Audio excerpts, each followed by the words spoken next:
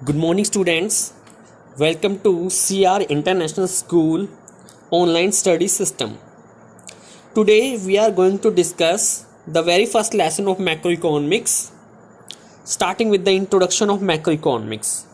So, first of all, let's discuss the meaning of macroeconomics. देखिए macro का मतलब होता है लार्ज, बिग, बड़ा.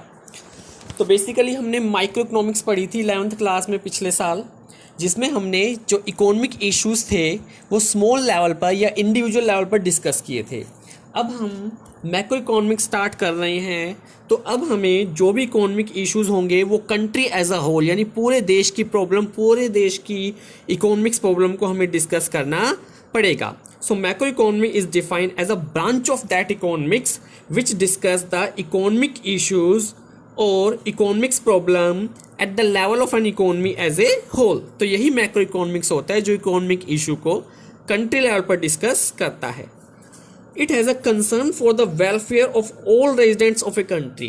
तो मैक्रो इकोनॉमिक्स में देश के सभी लोगों का यानी देशवासियों का किस तरह से वेलफेयर हो, किस तरह से भला हो सकता है, ये चीज़ें हम डिस्कस करेंगे. जैसे कि प्रॉब्लम ऑफ अनएम्प्लॉयमेंट हो गया, इन्फ्लेशन हो गई, डिफ्लेशन हो गई, एग्रीगेट डिमांड हो गई, आरबीआई की पॉलिसी हो गई, गवर्नमेंट की पॉलिसी हो गई, ये सब हम डिस्कस करेंगे.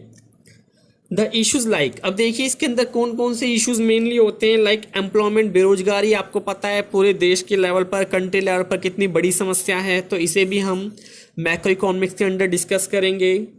ग्रोथ ऑफ आउटपुट, जिसे हम जीडीपी कहते हैं या प्रोडक्शन कहते हैं, ठीक है, तो जीडीपी या प्रोडक्शन को भी हम मैक्रो इकोनॉमिक्स के अंदर डिस्कस करेंगे. इन्फ्लेशन, डिफ्लेशन, ये सभी टॉपिक हम यहाँ पर डिस्कस करेंगे. साथ ही साथ गवर्नमेंट की फिस्कल पॉलिसी और साथ ही साथ आरबीआई की मॉनेटरी पॉलिसी को भी हमें यहाँ डिस्कस करना है. नेक्स्ट टॉपिक देखिए, the difference between the macro and the micro economics. तो एक बार डिफरेंस कर लेते हैं. डिफरेंस पता लगना बड़ा जरूरी है, जिससे कि आपको मैक्रो इकोनॉमिक्स का थोड़ा ज्ञान हो जाएगा, नॉलेज हो जाएगी. पहले देखिए बेसिस ऑफ स्टडी. पहला मेन पॉइंट है बेसिस ऑफ स्टडी. तो माइक्रो इकोनॉमिक्स में आपने ध्यान दिया हो, आपको याद हो, तो हमने problem of scarcity of choice discuss किया था कि एक इंडिविजुअल कब इक्विलिब्रियम में आता है, ये एक प्रोड्यूसर कब इक्विलिब्रियम में आता है. कंज्यूमर का उद्देश्य था सेटिस्फैक्शन और प्रोड्यूसर का उद्देश्य था प्रॉफिट मैक्सिमाइजेशन. तो वहां पर हमने स्कैरसिटी और चॉइस के बारे में डिस्कस किया था एट इंडिविजुअल लेवल. जबकि हम जो मैक्रो इकोनॉमिक्स होते हैं यहाँ हम डिस्कस करेंगे the problem of scarcity and choice at the level of an economy as a whole. तो वहाँ एक पर्सन डिस्कस कर रहा था अपनी स्कैरसिटी, अपनी चॉइस को, और यहाँ पूरे देश के रिसोर्स, पूरे देश की चॉइस के बारे में हम डिस्कस करेंगे. एग्जाम्पल देखिए, कंज्यूमर इक्विलिब्रियम, प्रोड्यूसर इक्विलिब्रियम, ये सब हमने माइक्रो इकोनॉमिक्स के अंदर पढ़ा था, ठीक है. जबकि मैक्रो इकोनॉमिक्स में हम पूरे नेशनल रिसोर्सेज यानी पूरे देश के पास जो संसाधन है उनका किस तरह से उच्चतम, बेस्ट, सर्वोत्तम प्रयोग कर सकते हैं, इसके बारे में हम डिस्कस करेंगे. तो ये था बेसिस ऑफ स्टडी. सेकंड देखिए इकोनॉमिक वेरिएबल, यानी इकोनॉमिक वेरिएबल यानी चर जो बार बार चेंज होते रहते हैं. तो कौन से इकोनॉमिक वेरिएबल हम पढ़ेंगे. देखिए माइक्रो इकोनॉमिक्स में हमने कंज्यूमर डिमांड और कंज्यूमर सप्लाई पढ़ी थी, और जहां डिमांड और सप्लाई एक दूसरे के इक्वल हुई थी वहां कंज्यूमर इक्विलिब्रियम आया था, ठीक है. तो वहां हमने पढ़ा था, यानी कि हमने डिमांड और सप्लाई थ्योरी पढ़ी थी माइक्रो में. But in the macro economics we will study the variables like AD and S, यानी aggregate demand and aggregate supply. तो अगेन वही है, इंडिविजुअल लेवल पर स्मॉल और कंट्री लेवल पर एज ए होल. आगे देखिए इकोनॉमिक्स एजेंट. एजेंट का मतलब होता है उन इंडिविजुअल या उन इंस्टीट्यूशन से जो डिसीजंस लेते हैं, जो डिसीजन लेकर अपने आप को सेटिस्फाई करते हैं. तो अब देखिए माइक्रो इकोनॉमिक्स में कौन थे एजेंट, कौन डिसीजन लेता था. एक सिंगल कंज्यूमर, एक सिंगल प्रोड्यूसर, एक सिंगल फर्म, ये सब डिसीजन लेती थी. कंज्यूमर अपना सेटिस्फैक्शन मैक्सिमाइज करने की कोशिश करता था, प्रोड्यूसर प्रॉफिट मैक्सिमाइजेशन करने की कोशिश करता था, और साथ ही साथ एक फर्म इक्विलिब्रियम की तरफ देखती थी. अब मैक्रो इकोनॉमिक्स में जो इंस्टीट्यूशंस होंगे, यानी कि जो गवर्नमेंट है, आरबीआई है, वो डिसीजन लेंगी, ठीक है. तो वो डिसीजन लेंगी अपनी पॉलिसी से रिलेटेड. इसमें try TRAI try, telecom regulatory authority of India, जो इन सभी सिम वगैरह जो होती हैं, नेटवर्क होते हैं, इन्हें मैनेज करती है. साथ ही साथ SEBI, the security exchange board of India, जो स्टॉक मार्केट है देश के अंदर, जैसे Bombay stock exchange, national stock exchange, उन्हें कंट्रोल करता है. तो ये सब मैक्रो इकोनॉमिक्स के अंडर आता है, क्योंकि ये कंट्री के लेवल के प्रॉब्लम है.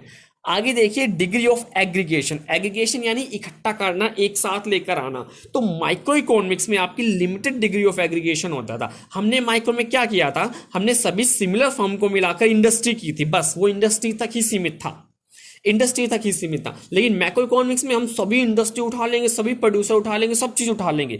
तो इसीलिए माइक्रो इकोनॉमिक्स में लिमिटेड डिग्री ऑफ एग्रीगेशन होता है और मैक्रो इकोनॉमिक्स में लार्ज डिग्री ऑफ एग्रीगेशन होता है। ठीक है, आगे देखिए different set of assumption, assumption यानी मान्यताएं। तो माइक्रो और मैक्रो दोनों ही अलग अलग अजम्पशन पर डिपेंड है।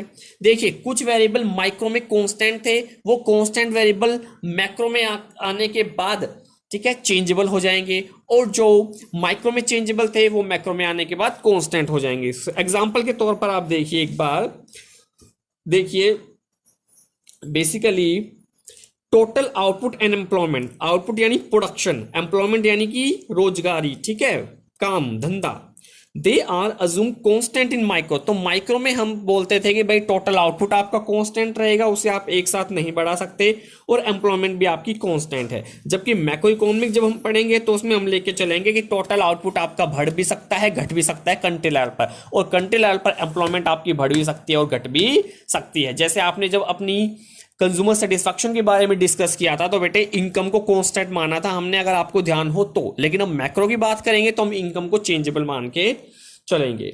आगे देखिए सेंट्रल इशू, इशू मतलब कि किस पे ध्यान रहता है, किस पे केंद्र रहता है। माइक्रो का ध्यान किस पे था और मैक्रो का ध्यान किस पे था।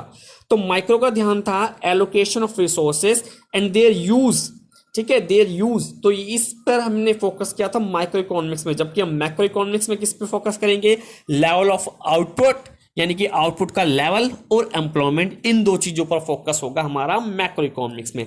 मेथड ऑफ स्टडी देख लीजिए, बस इसमें नाम नाम आपको बताना है बेसिकली। तो माइक्रो इकोनॉमिक्स की मेथड का नाम था आपका पार्शियल इक्विलिब्रियम एनालिसिस, और मैक्रो इकोनॉमिक्स का जो मेथड है वो कहलाएगा general equilibrium analysis. Thank you very much, stay home, stay safe.